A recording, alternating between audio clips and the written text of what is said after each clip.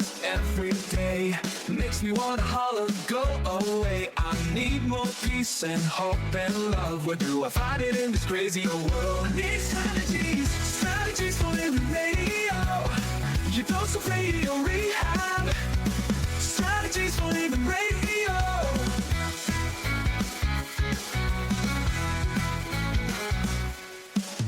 Every time I listen, Lauren and David share strategies for living, and it makes me aware. I got strategies for living, strategies for living radio.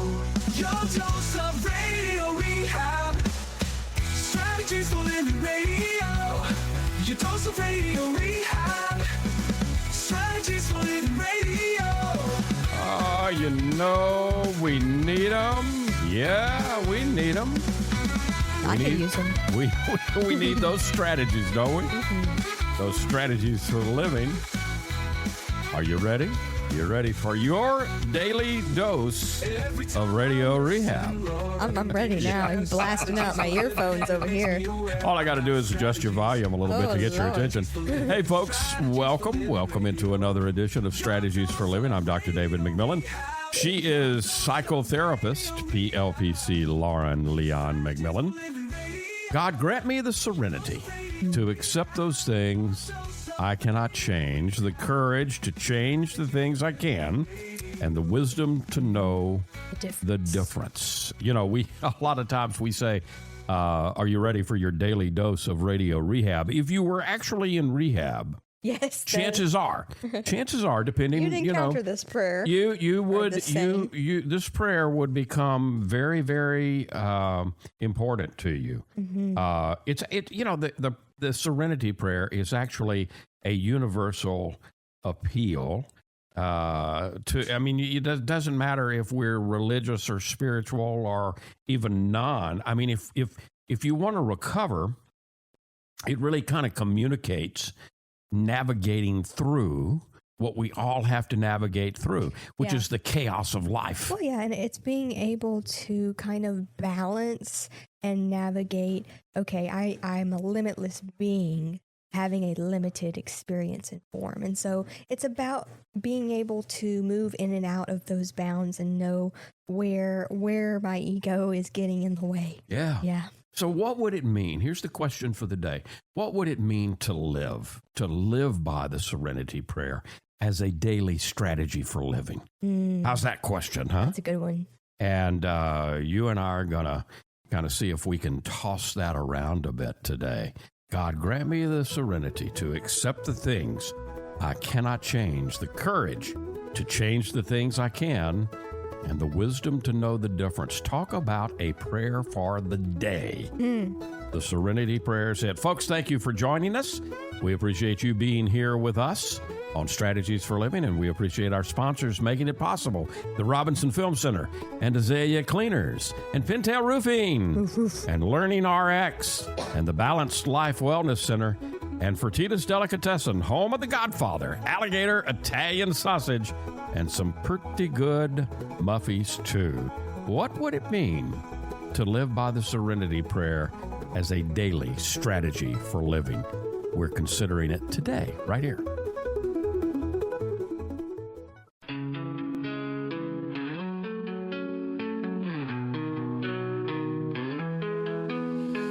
Tune in daily, find the light. Healthy mind and spirits bright. Strategies for living strong. Feel the vibe, it won't go wrong.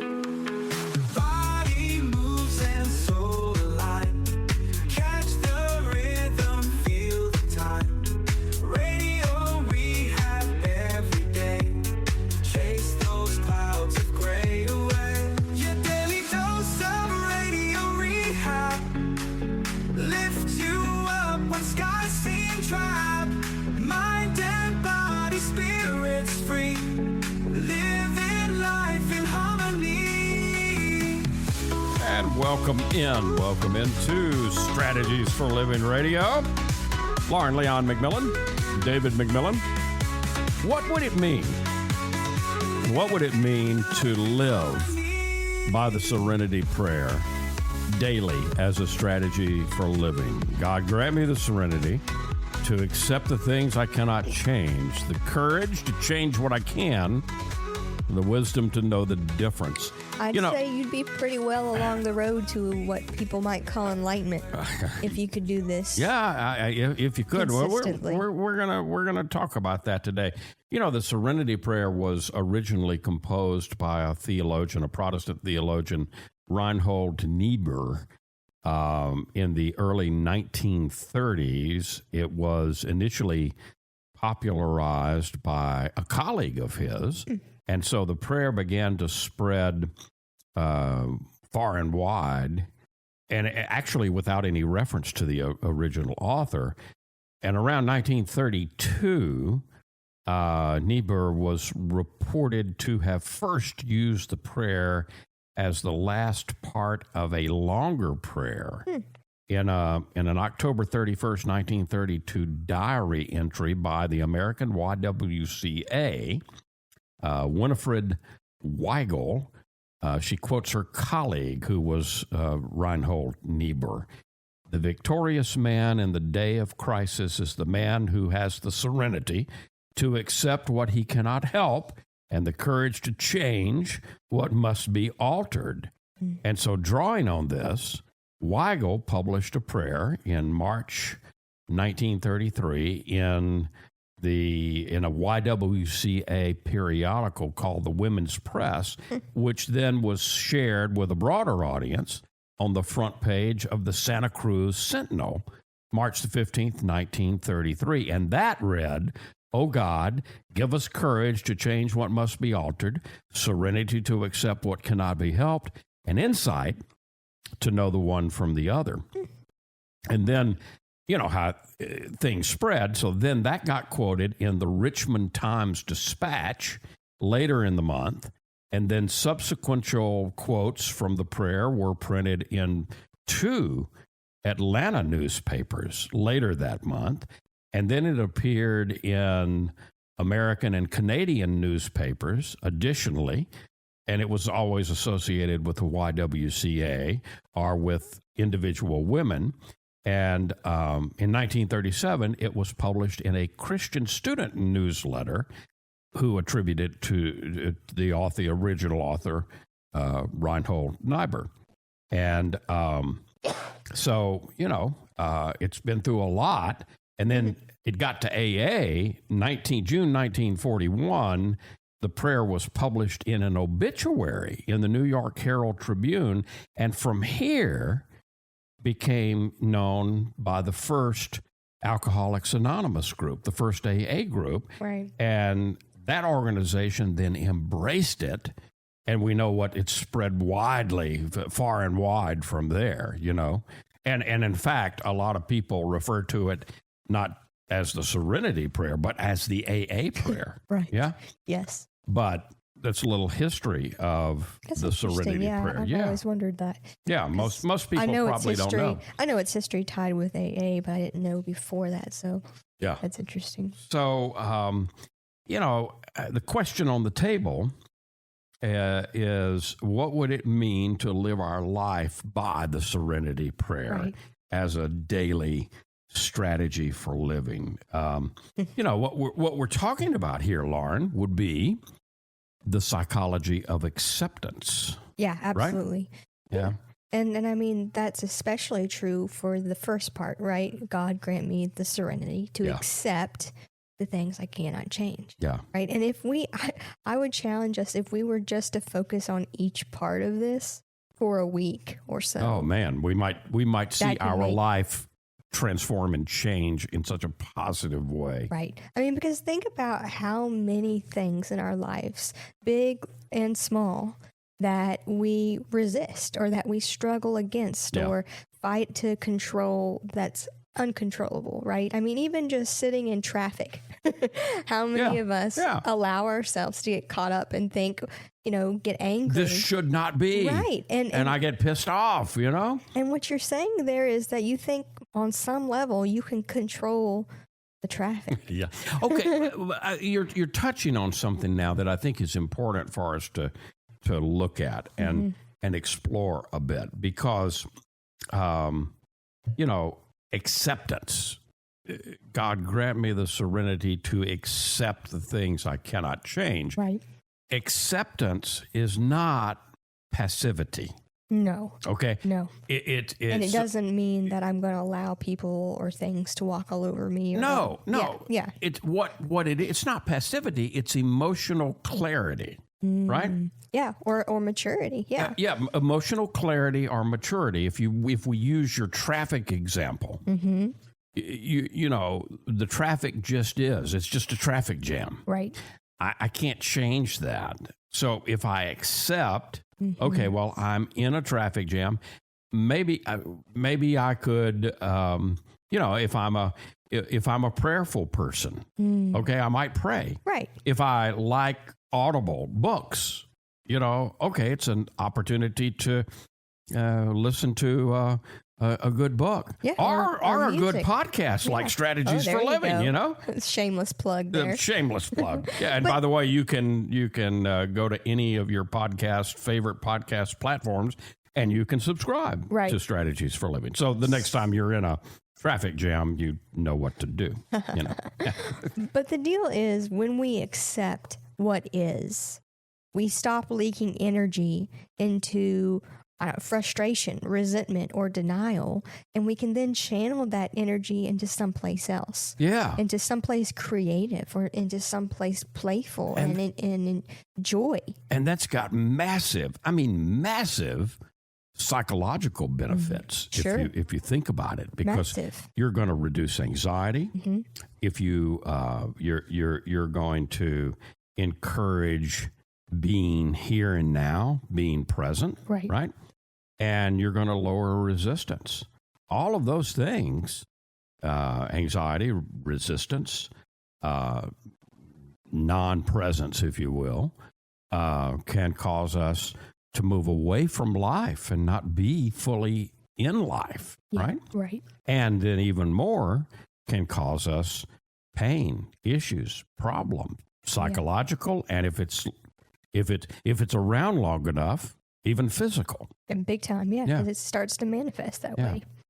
And so where might this really come in practically in life? God, grant me the serenity to accept the things I can't change, courage to change the things I can, the wisdom to know the difference. Well, life is full of loss. Yes. Yeah. Life is full of illness. Right. Life is full of other people's stuff. Other people's choices, behavior, and decisions. Yeah. So a couple big ones I'm thinking about is a parent accepting their adult child's choices. Okay. Choosing love over control. Yeah. Another one might be someone facing chronic illness, right? Because we can get so caught up easily into the why me, right? Shifting the why me to how do I live well with this? Yeah. Right? That's the shift from, well, I can't control necessarily what's going on, but I can control the way that I deal with it, the way that I respond to it, which then may, in fact, can, lead to a huge change of events. This whole thing with acceptance also bodes well for the way psychology and counseling is practiced today, if you stop and think about it, because a massive amount of therapists use something called CBT in the counseling room or in the psychological space, the therapy space. CBT is cognitive behavioral therapy. Right. And and there's a term called radical acceptance. Within CBT. It's within CBT and other forms. And other branches off of CBT, because they're through the years, what's happened with cognitive behavioral therapy is there have been some other therapies, as is normal, that branch off of its foundation. Of a foundation, but they still come by, they still trace their roots back to cognitive behavioral therapy, which basically says it's not the thing that happens to you that produces the feeling which is generally problematic, either anger or anxiety or sadness or whatever the feeling is. So basically, CBT teaches it's not the event that happens, it's what you think about the event that happens. And underneath that is the belief that fuels the thoughts. That's right. Yeah. And so that if you want to change the feeling, you address not, the thing that's happened. No, because a lot of times we can't control the thing that happened. Right. But we can always look inside of ourselves. What am I thinking about this situation? What are my foundational beliefs about this situation? And can I change? Am I willing?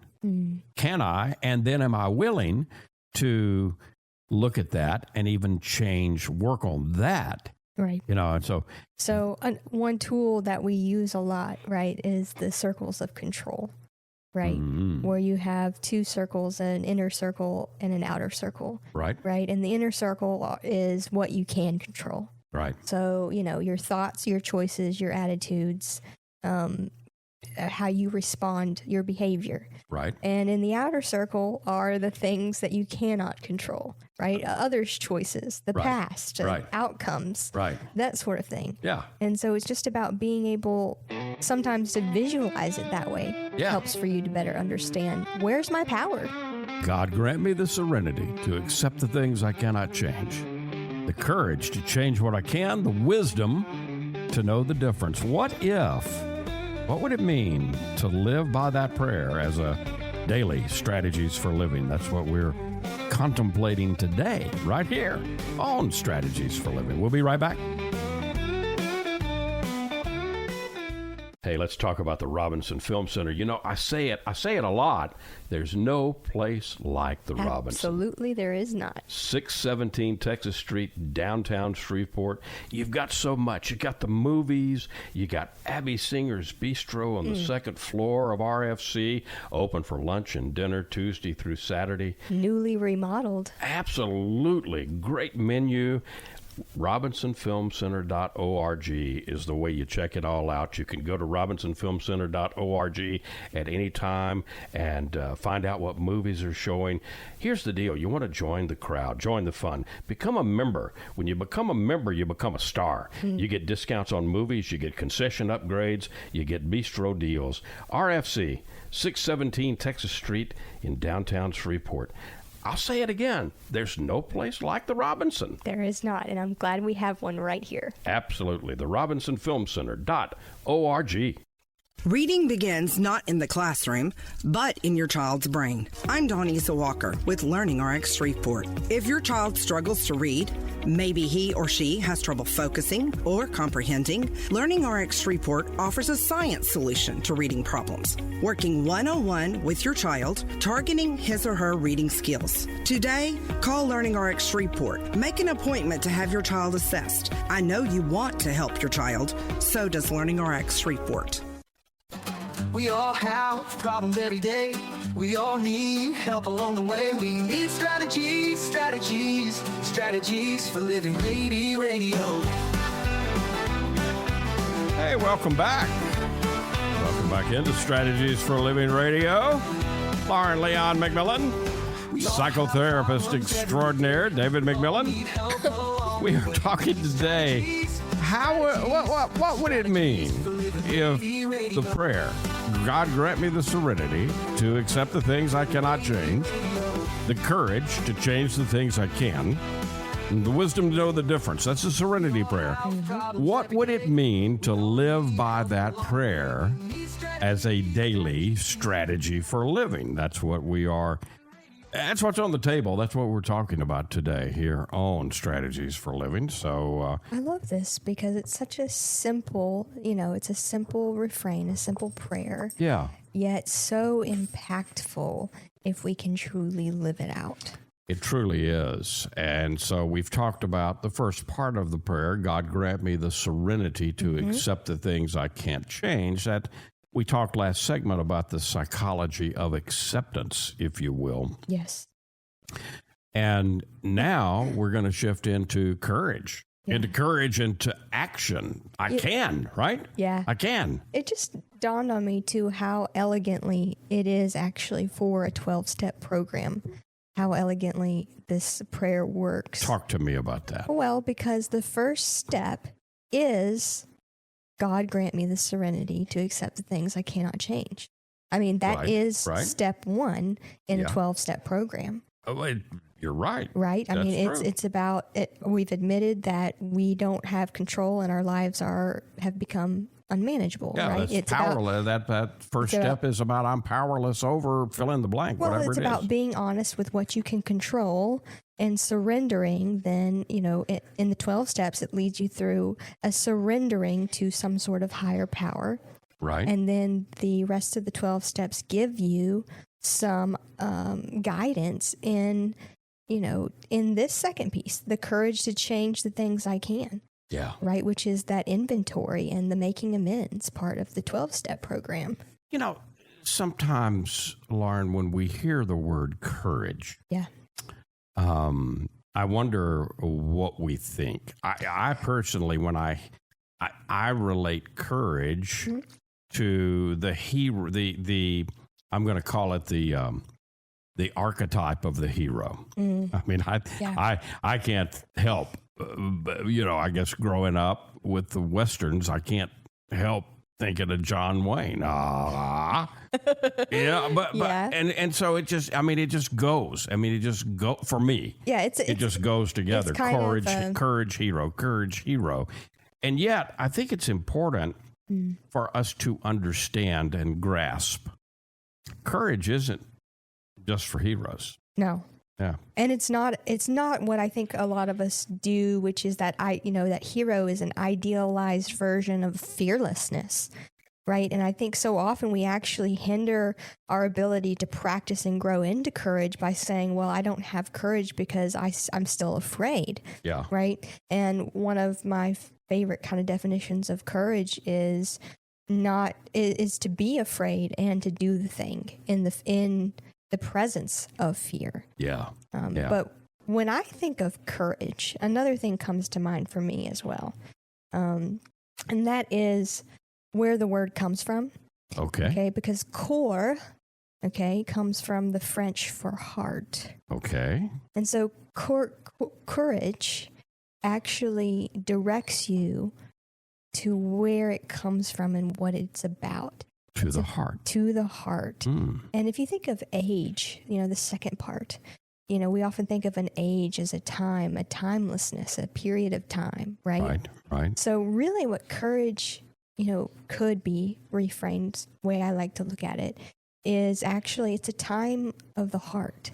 It's a time of putting aside, to be truly courageous, you put aside all of those fearful thoughts that society or ourselves try to impose upon ourselves. Right.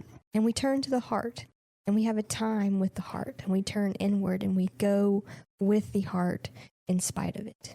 I like that. Yeah. I like that. I'm gonna kind of add to that. Okay, go for it. And I'd love for that.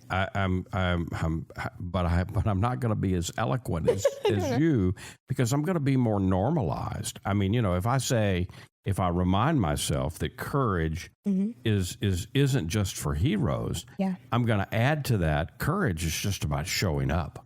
Yes, showing up with the heart as it is now in this moment. That's absolutely. That's why I'm saying it's an add to what you're saying. But I think that it's important that we remind ourselves, because I don't think I'm the only one that when I hear the word courage, I think, oh, well, that's just for heroes. No, it's for all of us. Yeah. And it's about it's about facing the day and the next day and the next day. And it's about facing change, whatever's in front of me, which the prayer so eloquently, God grant me the serenity to accept the things I cannot change, the courage to change the things that I can. I love the way this is worded, because I think so often, it may be easy to just give up. It may be easy for some people. It's not easy for everybody to surrender, but then you're left with this blank, okay, well, what now? Yeah. And that's where the courage comes in. Yeah. Because it's so much easier just to fall back into your old habits, right? And we often do. And that's part of the process. And that's, again, where this courage piece comes in. Yeah. Some of the old timers in recovery would tell you that you aren't really in recovery until you've fallen off the wagon and had to climb back up. Yeah. You know, you and I know several people that are working recovery programs, and but some of them probably don't want to hear. Okay, well, you mean I've got to relapse to really be there? I don't know. I don't know that, but I do know what the old timers say. Yeah. That you're really not in recovery until you've fallen off of the wagon, right? And then have to climb back up building that again. resilience and choosing to continue on. That's part of the showing up. Yeah, and so that's what real courage looks like, right? I mean, real courage looks like changing a habit. Yeah. Right. It looks like leaving a job that drains your soul. Yeah. Right. Or a relationship that's draining and that setting a boundary in that toxic you. Relationship. That takes courage. So does that? Are we evolving here into what we could say is personal empowerment? You mentioned boundaries. Yeah. So personal empowerment sometimes. And I think, we talk some about boundaries here on strategies. Sometimes putting down boundaries is it can be a very, very hard choice, a very, very hard decision. Yeah, it can. Yeah. But it is, I think, again, vital, in our continuing growth and recovery. Yeah. Definitely. Yeah. What about the idea of responsibility? Yeah. You often say, when I say that word, you often say our ability to respond. Yes. And this goes hand in hand with what you were talking about a minute ago with the empowerment piece. Yeah. Because I think, again, it takes a lot of courage, actually, to take your power back. Yeah. Because I think in this day and age, it's easy. I mean, sure, if you don't choose how to live your life, somebody else is going to tell you how to do it for sure. Yeah. There's tons of voices out there that will tell you how to do it. And, that can be easier to a degree. Yeah. Right? Yeah. But it's not soul fulfilling, and you'll feel it. I guarantee you'll feel it in one way or another. Yeah. Right? And so the courage comes in taking the power back and using, and at the same time, that's taking responsibility, right? Acknowledging your ability to respond. And man, that takes courage, right? Yeah. I mean, think about it as a kid when, growing up, when you as you gain more and more abilities, you gain more responsibility, right? And that was tough. Yeah. You had to grieve not having that responsibility. Oh, sure. It's neat to be a kid and Right. not have to be responsible for everything. But let me introduce a term. Okay. Radical responsibility. Ooh. Okay. Tell So me the word more. radical Root. is root, right? So if we talk about all of us as children of the divine, children of God, right? Of the source, of the root. Children of the root, children of the source. Yeah. And we accept That responsibility. that God is the source, God, whatever you want to call that. If we accept that God is the creator, and we accept that we are created in God's image and likeness, right? Right. Then that means we're creators. And there's the radical responsibility, because if we're creators, right? Right. Then it really gets down to the root of what do you want. That means that I've got to climb off of the victimhood. Yes. I've got to climb off of the victim triangle, And what where that whatever means- happens to me, I'm looking to blame. I'm looking to blame somebody. Well, it comes from the belief that life happens to me. Right. That's it. That's the root of victim mentality, is that life happens to me. Yeah. And so the shift is then to take responsibility, which says, and to become a creator, which says that life happens for me, around me. Yeah.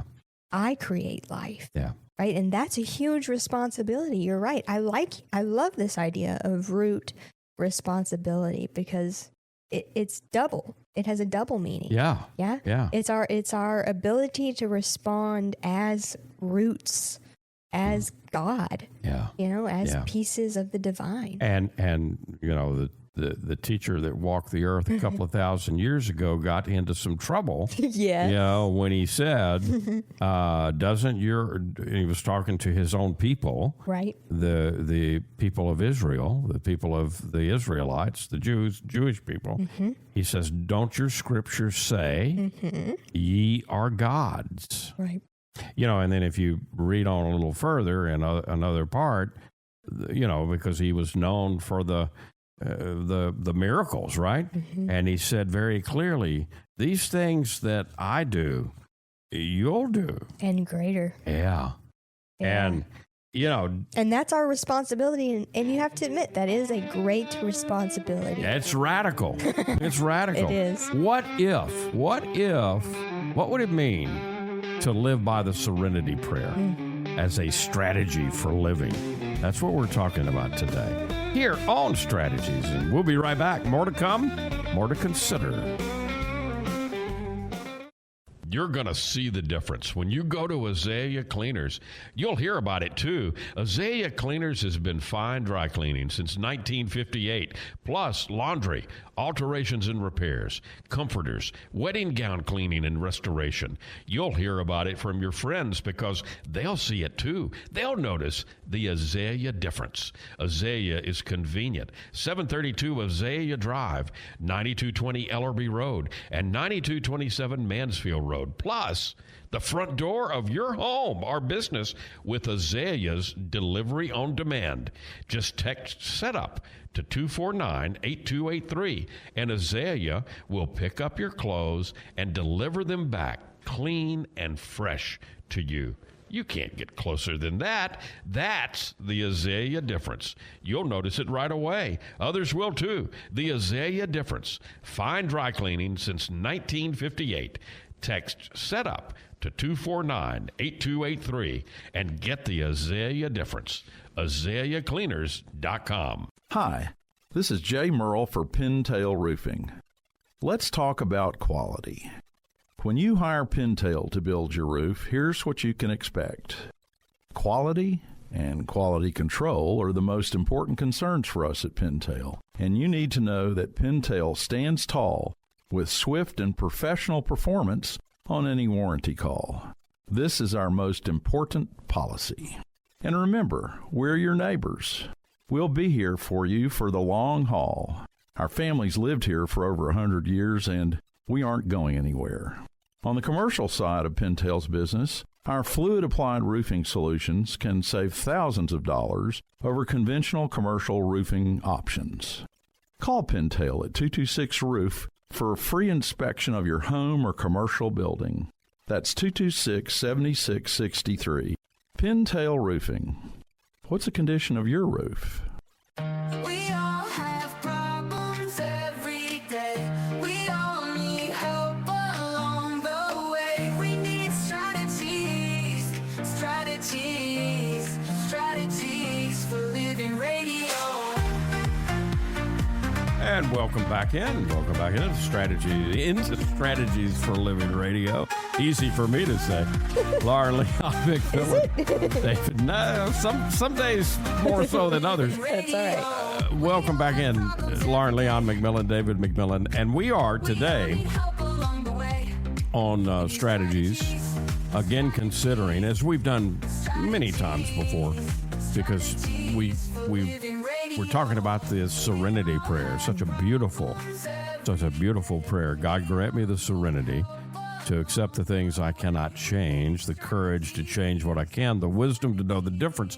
What would it mean to our lives to live by that prayer as a daily strategy for living. Yeah. Okay, so we've talked about the acceptance part. That's the first part of the prayer. We've talked about the courage part. Now we got to get to the wisdom. Yeah. So I think, the wisdom to know the difference. So I think you have to introduce spirituality here, spiritual discernment, right? Yes. Yeah. How do we know? That's such a big question, right? How do I know? You guys are talking about a lot of things today, but how do I know when to act versus when to let go? Because that's really what the prayer is putting forth, isn't it? Right. And I can't tell you how many clients I have come to me, right? And they want the written instructions to life. Right? A, B, C, do this, step 1, step 2, step 3. Yeah. It. If it were that way, I wouldn't have a job, right? But, life rarely gives us neon signs to tell us where to go. Right. Right? Right. However, once you get in tune, with whatever greater power this is why spirituality comes into play here, because it requires something greater than you, greater than the human vessel, greater than the ego. There must be something out there, to help direct and guide. And this is from whence I can distill some wisdom, right? Yeah. Once you tap into that, I won't say there are neon signs, but there are signs. Yeah. And once you begin to attune to that, and I'm not saying I'm perfect at all. I'm still on that journey myself of recognizing the signs. But I love sometimes how you've said sometimes God had to hit you over the head with a 2x4. Oh, yeah. Right? Yeah. I would, I'm just going around. I don't know. What am I going to do when I grow up? I don't know. God says, step aside, dummy. Look at this. But I am so thankful that you accepted the 2x4, because some people don't even accept that. Yeah. Right? I mean, we have to wrestle with this. We have to come to some discernment and some willingness once we move through the acceptance, which I'm going to also put in with that surrender. Yeah. It's acceptance and surrender, courage to look at what we are. And then I turn to the wisdom within. Yeah. Okay. Right. On the surface, Lauren, we could get real concerned if we look at things like, church attendance. It's over the last couple of decades, 2 or 3 decades, it's been going down. Yeah. And we could get really concerned about that. I'm not concerned about that. Okay. I know you're not, but here, where I'm going is that if, I think we all need some type of anchoring, and we are not anchoring as much as we have in the past in the traditional, I go to the Methodist church, or I go to the Catholic church, or I go to the Baptist church, or I go to the Jewish synagogue, or whatever. Yeah. And we're not doing as much of that. Right. However, what are we doing? And I think this is one of the positive things that the internet has brought. You were watching a spiritual program last evening. It wasn't a religious program. Right.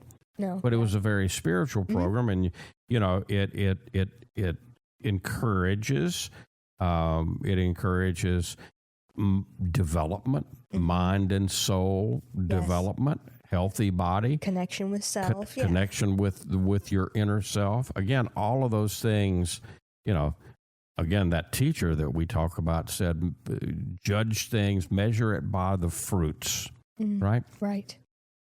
And so that gives me hope, in terms of, whereas the traditional may be shrinking a bit. Right. It's shifting. Because we're evolving as a species, and we, no disrespect to any religion. No, of course not. They, in the form that they are in currently, they can only take us so far.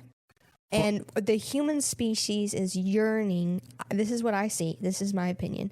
But what I see is the human species is yearning for something more. Yeah. Well, I think we're all yearning for to be taught. Yeah. And we're again, one of the things that I think we can learn from watching the tradition is lots of, we can learn prayer. The power of ritual. We can learn ritual. Yeah. We can learn, I know most religions don't think of it, but a lot of spiritual practice is meditative. So tools that we can use to develop our spiritual discernment, if you will. Right. Prayer, meditation, journaling, even dialogue with spiritual guides. Yes. And again, it may not be face to face, person seen to person. or unseen. Right. Absolutely. Yeah. Because I think discernment is more than, we talk about discernment, it's not just decision making, right? And it's not always based on experience, although that's often a part of it. Yeah. I think it's often, it's some collaboration between experience, spirit, and intuition. And what it requires for us to do, it's a listening practice. That's what it is. It's a soul growing. It's a discernment, if you will. Yeah. And that develops over time. That is a skill of the soul. It is. Right? That's why we put it in the spiritual realm. Mm-hmm. And we have to be willing to get quiet enough to dial the noise of the world down a bit and sit with who and what we really are. And I see a lot of people afraid to do that right now. I would invite all of us to reflect. Mm-hmm. If we want to live the Serenity Prayer like we've been talking about, what area of my life is asking for discernment right now? Yeah. And then consider the prayer. God, ask the question, what area of my life is really asking for discernment right now? And then say that prayer. God grant me the serenity to accept those things I can't change. And be courage, open for the answer to come in multiple forms. Absolutely. Courage to change the things I can, the wisdom to know the difference. What would it mean if we took that Serenity Prayer and lived it as a strategy for living? Talking about that today here on Strategies. Be right back.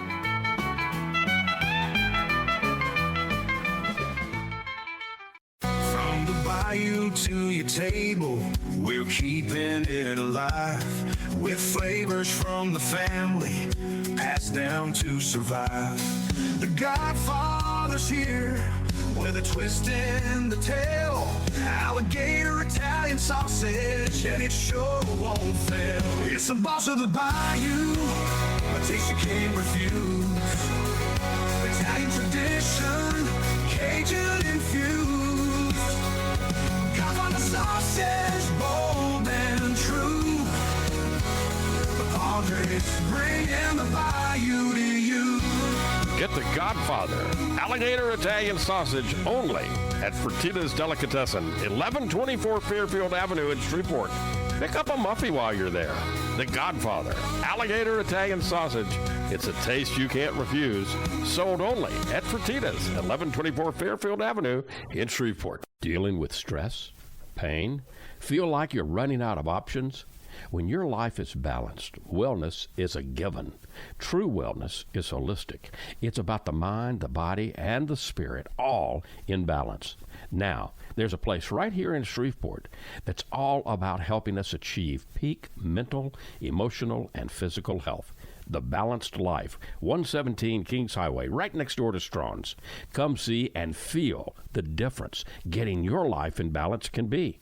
Many of your friends and neighbors have already learned the difference less stress and pain mean in their lives. You can book a discovery session right now online, thebalancedlife.us. All you've got to lose is stress, pain, or maybe both. Come see and feel for yourself the real difference balanced wellness makes. The Balanced Life Wellness Center, 117 Kings Highway in Shreveport, next door to Strawn's. thebalancedlife.us.